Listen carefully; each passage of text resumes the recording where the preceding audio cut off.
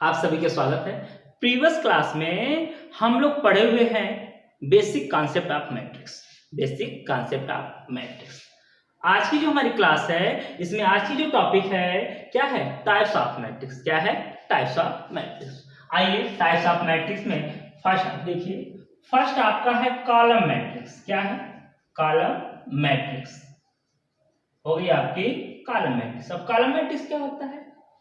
A matrix is the called of column matrix if it has only one column। मतलब वह matrix आपका column matrix होता है जिसके पास ओनली वन कॉलम होते हैं। Only one column. जैसे देखिए, अगर यह A इक्वल टू AIJ, यह जनरल फॉर्म है किसका? ये जनरल फॉर्म किसका? मैट्रिक्स का। अब यहां से यह नंबर ऑफ रो को डिनोट करता है और यह नंबर ऑफ कॉलम को। तो n की value if n equal to 1, जब n की वैल्यू n होगी तो a इक्वल टू हो जाएगा आपका AIJ और m इंटू 1। अब यह आपकी कॉलम मैट्रिक्स है। यह आपकी क्या है? कॉलम मैट्रिक्स है। देखिए एग्जाम्पल अब न्यूमेरिकल में, जैसे 1 है, 2 है, 3 है। और दूसरा एग्जांपल मैंने लिखा है, क्या लिखा है? 1 है, 2 है, 0 है। अब इस मैट्रिक्स का जो ऑर्डर है वह क्या है? 1 इंटू 3 है। और इस मैट्रिक्स का ऑर्डर है 3 इंटू 1। 3 इंटू 1। देखो, फर्स्ट सेकेंड थर्ड 3 रो और 1 कॉलम, तो 3 इंटू 1 इस मैट्रिक्स का ऑर्डर है। और इस मैट्रिक्स का ऑर्डर 1 इंटू 3 है। तो यह आपका क्या होगा? Only one column. देखिए कौन ट्रू है, इसके बेस पर कौन सा है? यही। इट मींस यह मैट्रिक्स आपका कॉलम मैट्रिक्स होगा। क्या होगी आपकी? Column matrix. अगला आपका आता है रो मैट्रिक्स। Row matrix. अगला आपका आता है रो मैट्रिक्स। अब रो मैट्रिक्स क्या होता है? अब देखिए, a matrix is called of row matrix if it has only one. मतलब वह मैट्रिक्स आपका रो मैट्रिक्स कहलाता है जिसके पास केवल एक ही आपके रो होते हैं, जिसके पास केवल ओनली वन रो हो। अब देखिए, यह आपका रो मैट्रिक्स होगा कब? जब व्हेन क्या होगा बेटा? When m equal to 1। क्या होगा बाबू? When m equal to 1। It means अब ये क्या हो जाएगा? जहां m है वहां क्या है? 1। जहां m है वहां क्या है? 1। क्लियर हो गई बात है? कोई डाउट नहीं है? अब देखिए ध्यान से, क्लियर हो गया? क्या क्लियर हो गया? इसमें कहा 1 यहां है ना, ये 1 है और ये 3, तो 1 कहां हुआ? इस वाले एग्जांपल में। इसका मतलब यह एग्जांपल आपका क्या हो गया? यह एग्जांपल जो आपका हो गया है, यह हो गया आपका रो मैट्रिक्स। अगला हमारा एग्जांपल है, एग्जांपल मतलब टाइप है, क्या है? थर्ड है स्क्वायर मैट्रिक्स। Square matrix. देखिए ध्यान से, स्क्वायर मैट्रिक्स क्या होता है?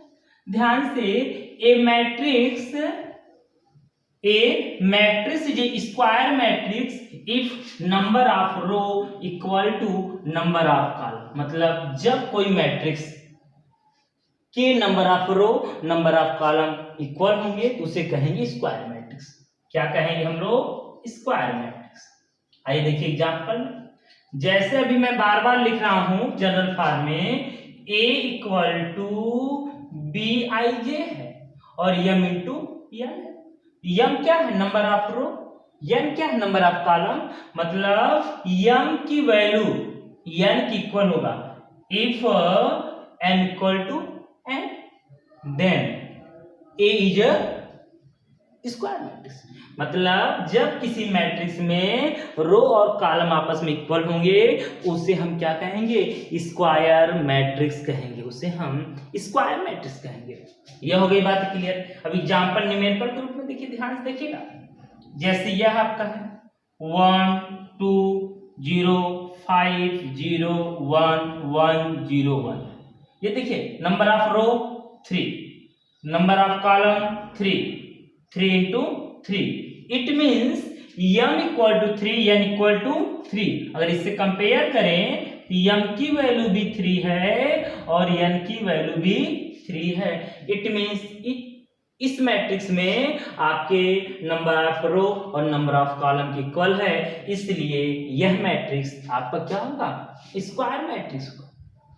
अगला क्या है, डायगोनल मैट्रिक्स। डायगोनल मैट्रिक्स मतलब वह मैट्रिक्स आपका डायगोनल मैट्रिक्स होता है जिसमें डायगोनल के एलिमेंट को छोड़कर बाकी रिमाइंडर एलिमेंट क्या हो, जीरो हो, बाकी रिमाइंडर एलिमेंट जीरो हो। स्क्वायर मैट्रिक्स डायगोनल मैट्रिक्स कब होगा, जब उसमें आपके डायगोनल के एलिमेंट को छोड़कर रिमेनिंग जो एलिमेंट हो वह जीरो हो। जैसे ये क्या है, स्क्वायर मैट्रिक्स है, स्क्वायर का यह डायगोनल हो गया, ये क्या हो गया, डायगोनल। इस डायगोनल की एलिमेंट को छोड़कर जो रिमाइंडर एलिमेंट है वह क्या हो जाए, जीरो हो जाए। क्या हो जाए, जीरो। तो यह आपका होगा, क्या होगा, डायगोनल मैट्रिक्स। क्या होगा, डायगोनल। अब यहां पर कुछ भी हो सकता है, यहां पर एक, यहां पर है सेकेंड एलिमेंट, यहां थर्ड, यहां पर कुछ भी हो, 1 2 3 4 5 जो चाहे भी लिख दो।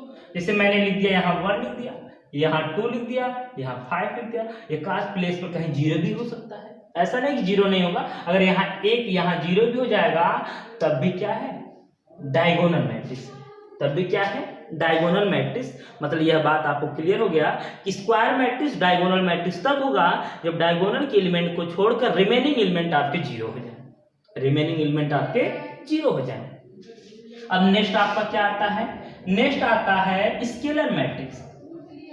Scalar matrix, diagonal matrix is called a scalar matrix if every element equal to the each other of diagonal। मतलब डायगोनल पर जितने भी एलिमेंट है सब के सब इक्वल हो जाए, सब के सब इक्वल हो जाए। इट मीन्स अगर यहाँ 2 हो जा रहा है, यहाँ 2 हो जा रहा है, यहाँ 2 हो जा रहा है, इसका मतलब है यह आपका क्या होगा, स्केलर मैट्रिक्स होगा। यहाँ 3, यहाँ 3, यहाँ 3, यह आपका स्केलर मैट्रिक्स होगा। क्लियर है, यह आपका क्या है, स्केलर मैट्रिक्स। देखो क्लियर हो गई बात है। अब नेक्स्ट आपका है आइडेंटिटी मैट्रिक्स। आइडेंटिटी मैट्रिक्स यह इंपॉर्टेंट है, यह मैक्सिमम क्वेश्चन में यूज होंगे। देखिए आइडेंटिटी मैट्रिक्स क्या होता है, जो आइडेंटिटी मैट्रिक्स है मतलब scalar matrix is called of identity matrix if every element is equal to the 1। मतलब स्केलर मैट्रिक्स जो आपका है उसके डायगोनल पे जो एलिमेंट है वह ओनली 1 हो जाए, वह ओनली क्या हो जाए, 1 हो जाए, वह ओनली 1 हो जाए तो वह आपका स्केलर मैट्रिक्स आपका क्या होगा, क्या होगा आपका, सिंपल सी बात है, आइडेंटिटी मैट्रिक्स। अब नेक्स्ट आपका है क्या है बाबू, यह जीरो मैट्रिक्स। जीरो मैट्रिक्स या इसका नाम है नल मैट्रिक्स। तो सिंपल सी बात है, नल मैट्रिक्स, जीरो मैट्रिक्स, जिस किसी मैट्रिक्स के एवरी एलिमेंट जीरो हो उसे हम क्या कहेंगे, जीरो मैट्रिक्स कहेंगे, है ना। ये वह आपका क्या होगा, जीरो मैट्रिक्स। देखो ध्यान से थोड़ा सा इसमें 2 वर्ड सुन लो। इसके जो है ध्यान से देखिए, इसमें सबसे इंपॉर्टेंट है आइडेंटिटी मैट्रिक्स। आइडेंटिटी मैट्रिक्स को डिनोट किया जाता है आई से, और याद रहे वह जिस किसी आर्डर के साथ होता है, 2 into 2 के साथ होता है तो 2 into 2 में कन्वर्ट हो जाता है, और यह 3 into 3 के साथ होता है 3 into 3 में कन्वर्ट हो जाता है। इसका मतलब देखिए 1 0 0 0 1 0 0 1, यह। अब अगर यह कन्वर्ट होगा तो क्या हो जाएगा, यह होगा 1 0 0 1। क्लियर हो गई बात है। यह आपका क्या आइडेंटिटी मैट्रिक्स, यह भी आइडेंटिटी है, दोनों ही आपके आइडेंटिटी मैट्रिक्स है। ध्यान से आप दोनों को देखिएगा, दोनों को ध्यान से आप देखिएगा, कहीं से कोई डाउट आपको हो नहीं। अब देखिए ध्यान से, ये आई है, ये इसका फिक्स ऑर्डर नहीं है, ये जिस किसी मैट्रिक्स के साथ होता है, जिस किसी मैट्रिक्स के साथ होता है उस मैट्रिक्स में अपने आप को क्या है, उस ऑर्डर में कन्वर्ट कर देता है। चलिए ध्यान सुनिए। अब आपका क्वेश्चन देखिए स्क्वायर से स्टार्ट होता है।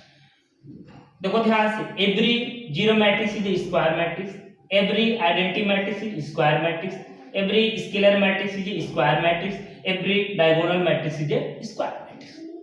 मतलब आप कोई कह जाए scalar matrix is square matrix, it means true, it means true.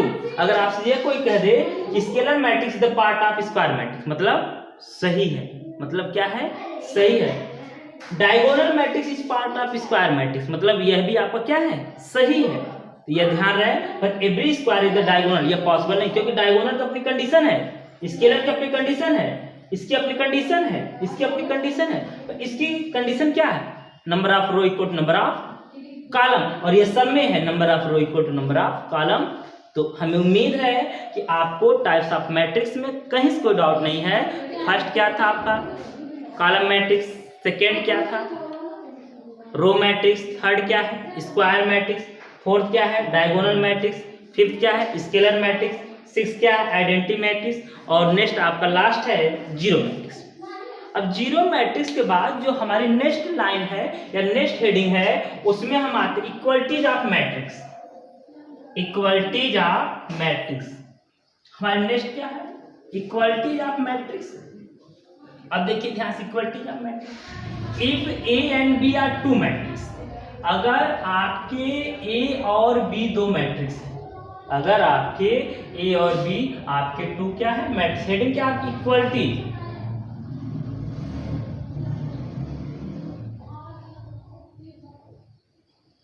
Matrix, equality of matrix मतलब क्या है, अगर आपके पास दो मैट्रिक्स हैं, उन दोनों मैट्रिक्स के आर्डर सेम हो और करस्पॉन्डिंग एलिमेंट सेम हो, तो उसे हम क्या कहेंगे, इक्वल मैट्रिक्स। क्या कहेंगे, इक्वल मैट्रिक्स, और उन दोनों के बीच में इक्वल है, उन्हीं को कह रहे हैं इक्वलिटीज। देखिए ध्यान से, क्या लिखा जा रहा है, क्या देखो, A and B are two matrix, A and B are two matrix, ये आपके क्या है, टू क्या है, मैट्रिक्स है, या मैट्रिक्स से भी लिख सकते हैं, आपके दो मैट्रिक्स हैं। अब ए इक्वल टू आपका है A I J M into N, और बी इक्वल टू है B I J M into N. A equal to A I J M into N, B equal to B I J M into N. तो M into N की जगह यहां पर P into मैं क्यों लिख देता हूं। इसकी देखो ध्यान से, यह आपके दो सिर्फ मैट्रिक्स है। अब इक्वल मैट्रिक्स होने के लिए क्या कंडीशन होनी चाहिए, when m equal to n p into Q, m n की वैल्यू p q की इक्वल हो, इसका मतलब order of first matrix equal to order of second matrix, order of first matrix equal to order of second matrix. इसका मतलब है m की value p की इक्वल हो और n की वैल्यू q की इक्वल हो। देखिए ध्यान से, दो मैट्रिक्स को इक्वल होने के लिए यह प्रॉपर्टी होनी चाहिए पहली। सेकेंड क्या है, करस्पॉन्डिंग एलिमेंट आर सेम, इसका मतलब है ए आई जे की वैल्यू बी आई जे के इक्वल होना चाहिए, ए आई जे की वैल्यू बी आई जे की क्या होना चाहिए, इक्वल होना चाहिए। ध्यान से आप देखिएगा, इक्वल आपका होना चाहिए। ए आई जे और बी आई जे का सेंस क्या है, ए आई जे का सेंस है कि ए आई जे का सेंस है कि यहां से क्या सेंस था कि 1 equal to B11, B12 equal to A12, या A22 इक्वल टू B22। मतलब क्या है, उनके करस्पॉन्डिंग एलिमेंट भी सेम होने चाहिए। दो मैट्रिक्स आपके हैं ए और बी, यह आपके क्या है, यह आपके इक्वल मैट्रिक्स तभी होंगे जब उनके आर्डर्स इक्वल हो। आर्डर इक्वल होने के साथ साथ उनके क्या इक्वल हो, उनके क्या इक्वल हो, करस्पॉन्डिंग एलिमेंट भी इक्वल हो। क्लियर है।